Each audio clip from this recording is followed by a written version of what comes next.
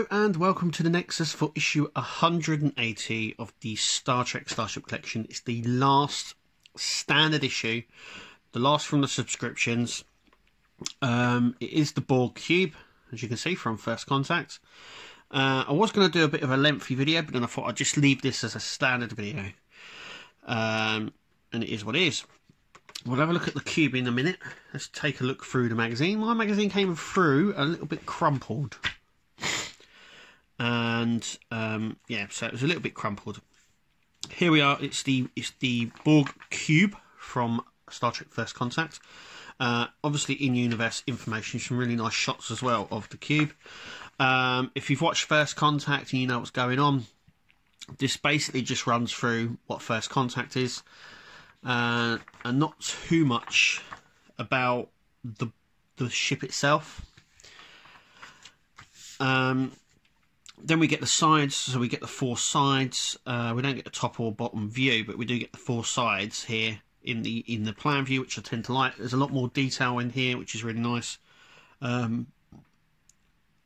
a CG model that they've done now. I'm wondering if this is the CG model from Voyager, or whether this is a CG model based on the actual physical model that they used. It doesn't really tell you that. So. And then we come on to designing the cube for First Contact. So they went through a few different iterations. They always wanted a sphere. And these were some of the ones that they chose originally, as you can see. So first it was going here with sort of an Egyptian ethics to it, with the sphere in the top there. Then they went with more of a cube brick sort of length, rectangle sort of stuff. Here, so that's what it was originally. Then they sort of based it out. Then they dropped the whole thing together and went with the standard cube that we already had here. Then they had to figure out where they wanted it more detailed, obviously, and they wanted the sphere to pop out of it as well. And then creating Borg technology. So this section here goes on how they created the beacons here for the interplexing beacon. And the neuroprocessing chip, I do believe, here as well, which was made from a cigarette lighter. A cigar lighter, I should say. And there we have the on-screen stuff. And here we are. As you can see, this is the final issue of the official Star Trek collection. The voyage continues. So we've got the XL ships. Now we know that they have stopped. The Star Trek Discovery ships, we also know they have now stopped. And the Star Trek Online ships, which have only just started. Even though this is officially the end of the official Star Trek collection, this one, Eagle Moss are going to still produce Star Trek ships from the 5 TV series. So even though this is issue 180, there'll be no issue numbers. They'll just be web exclusives now. But that's it. So let's take a look at the cube. And here it is. Yeah, that's it. Focus, and here it is. It's small.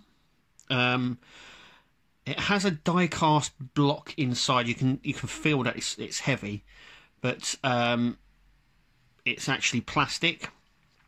Interesting as well. All the sides, every side of this is different. So they're all different designs on each side. If we'll just take a look. So there's the top. That's the bottom. You can tell which is the top and bottom.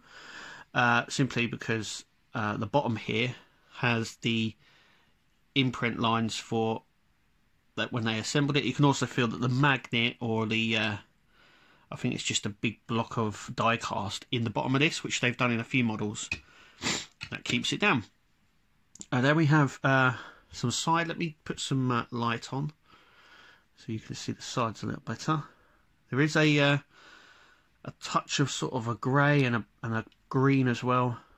Then we have the hatch, which is a really nice touch. So we get the Borg sphere hatch there, and a touch of green. And like I said, all the panels, they may look very similar, but they are all completely different, which is a nice touch. I know there's been a bit of talk about this, because I know some people were happy that this was the last one. It was definitely on the list. I know some people are unhappy that they've missed out quite a few ships, and they have missed out quite a few.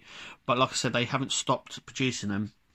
So the ones that they've missed out, they may well do in some more of their web shop exclusives. Some people didn't like the size of it. Some people didn't like that it's plastic. It is what it is. I'm happy that we have now the Borg cube. Some people weren't happy that it was the first contact one. I think some people would have preferred the next gen version.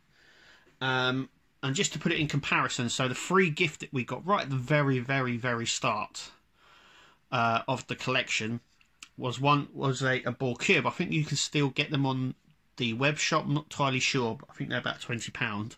And it's here.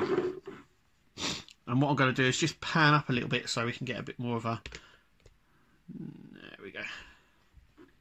And this still works. I mean, I haven't changed the batteries in this, so there's a little switch here, as you can see. And the panels on this, with the grids and these right angles all over the place, are very similar to the one we've got here, as you can see. They're not exactly the same, but they're very similar. And I know some people absolutely hated this this cube here, as you can see. So we've still got some of these panel bits here, which are these, but they are completely they're both different. But then I wouldn't expect the Borg cubes to look the same. I would expect they look all different. But that's a size comparison between the free gift cube that we got and the version that we got here, as you can see. I'm amazed that the lights still work on this. I haven't changed the battery since I got it, and yeah, it doesn't spend very long lit up. And I know it got some criticism because of the size, and some of the panels here, as you can see, have been obviously enlarged. And obviously with the light as well, people didn't like it, but actually I like it. It looks quite nice lit up like that. And as you can see from here, I like this. It's definitely growing on me. I'm glad that they added it. I know it was one that a lot of fans had asked for the collection. But yeah. Anyway, that was issue 180, the conclusion of the Starship collection, the official collection. 180 standard models, that is. It's a feat on its own. I'm super impressed that I've got them all. I'm super happy that I have. Super happy for you allowing to follow me on this journey. And I hope to get many more. Anyway, thank you for watching, and we'll see you at the next video.